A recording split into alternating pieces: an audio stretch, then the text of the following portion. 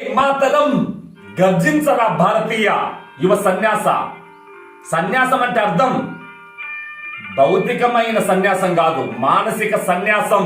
అనిష్టమిష్టం మిశ్రం చ త్రివిధ కర్మణ ఫలం భవత్య త్యాగినాం ప్రేత్య నతు సన్యాసినాం క్వచిత్.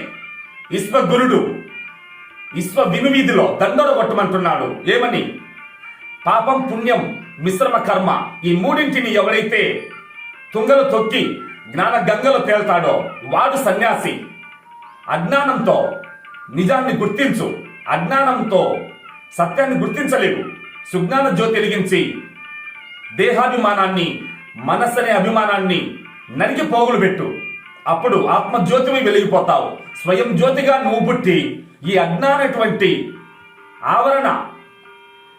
ఆవరణ మల విక్షేపాదులనే ఈ బంధాలను తొక్కిపెట్టు.